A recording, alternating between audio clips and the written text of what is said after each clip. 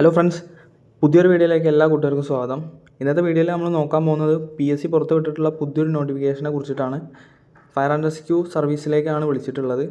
Fire and rescue officer trainee ആയിട്ടാണ്. ഇതിൻ്റെ scale of pay എന്ന് പറയുമ്പോൾ 27,900 to 63,700 വരെ നമുക്ക് സാലറി സ്കെയിലും കാര്യങ്ങളൊക്കെ പറയുന്നുണ്ട്.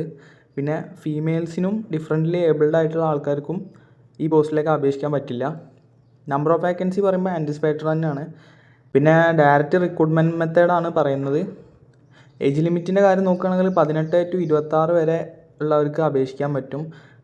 2/1/1999 1/1/2007 ഇടയിലുള്ളവർക്കും അതേ ഡേറ്റിലുള്ളവർക്കും അപേക്ഷിക്കാൻ പറ്റും. പിന്നെ SC/ST കാൻഡിഡേറ്റിനും അവർക്ക് പറയുന്ന ഏജ് റിലാക്സേഷനും കാര്യങ്ങളും ഒക്കെ ഈ പോസ്റ്റിനും ഉണ്ടാവും. പിന്നെ അതുപോലെ ക്വാളിഫിക്കേഷൻ്റെ കാര്യമാണ് നമ്മൾ നോക്കേണ്ടത്. ക്വാളിഫിക്കേഷൻ്റെ കാര്യം നോക്കുകയാണെങ്കിൽ എഡ്യൂക്കേഷണൽ ക്വാളിഫിക്കേഷൻ ഇവർ പറയുന്നത് പാസ് ഇൻ +2, അതായത് +2 അതിന് ഈക്വലൻ്റ് ആയിട്ടുള്ള എന്തെങ്കിലും ഒരു ഇതുണ്ടായാൽ മതി.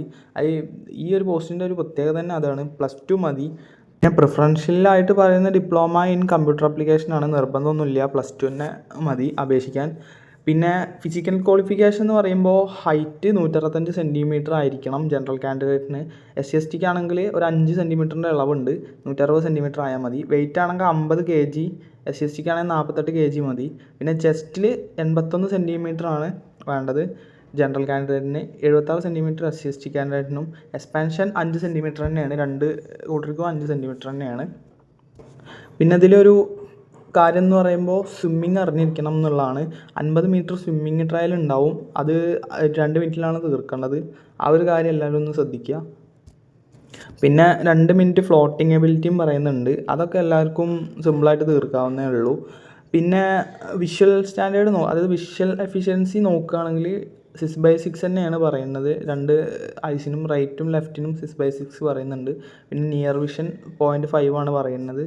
അതൊക്കെ എല്ലാത്തിലും ഉള്ള പോലെ തന്നെയാണ് വരുന്നത്. പിന്നെ നമ്മുടെ മെഡിക്കൽ സർട്ടിഫിക്കറ്റിൻ്റെ ഒരു കോപ്പി ഇതിൻ്റെ PDF കൂടിയിട്ട് കൊടുക്കുന്നുണ്ട്. അപ്പോൾ ഇതൊന്നും എടുത്തിട്ട് ജനറൽ, അതായത് ഇതിൽ പറയുന്നുണ്ട് സിവിൽ സർജൻ എന്ന് പറഞ്ഞിട്ടുള്ള ഗ്രേഡ് 2 എന്ന് പറയുന്ന റാങ്കിലുള്ള ആൾക്കാരെ കൊണ്ട് ഒപ്പിടിപ്പിക്കാം, ഡോക്ടേഴ്സിനെ കൊണ്ട്. അത്ര തന്നെയാണ് പറയുന്നത്. പിന്നെ ഇതിൻ്റെ ഫിസിക്കൽ എഫിഷ്യൻസി, അത് ഫിസിക്കൽ ടെസ്റ്റ് എന്ന് പറയുമ്പോൾ 100 മീറ്റർ റണ്ണാണ് 14 സെക്കൻഡ് കൊണ്ട് തീർക്കേണ്ടത്. പിന്നെ അതുപോലെ ഹൈ ജമ്പ് ഉണ്ട്, 132 സെൻറ്റിമീറ്റർ ആണ്. Long jump 457 centimetre. പിന്നെ പുട്ടിൻ ദ ഷോട്ട് 609 സെൻറ്റിമീറ്റർ ആണ്. അത് 7,264 ഗ്രാമിൻ്റെ ഇതാണ് വരിക. പിന്നെ ത്രോയിങ് ക്രിക്കറ്റ് ബോൾ ഉണ്ട്, 6,096 സെൻറ്റിമീറ്റർ. റോപ്പ് ക്ലൈമ്പിങ്ങും പുള്ളപ്സും ചിന്നപ്സും പിന്നെ അതുപോലെ 1,500 മീറ്റർ റണ്ണാണ്, അതായത് 5 മിനിറ്റ് കൊണ്ട് 1,500 മീറ്റർ റണ്ണ് തീർക്കുക. ഇതിൽ ടോട്ടൽ 8 ഐറ്റംസ് ഉണ്ട്. ഈ 8 ഐറ്റംസിൽ ഏതെങ്കിലും 5 ഐറ്റംസ് എങ്കിലും മിനിമം തീർക്കണം, എന്നാലേ നമ്മൾ ക്വാളിഫൈ ആവുള്ളൂ. പിന്നെ നോക്കുകയാണെങ്കിൽ ട്രെയിനിങ്ങിൻ്റെ ടൈമും കാര്യങ്ങളൊക്കെ ഇതിൽ കൊടുക്കുന്നുണ്ട്.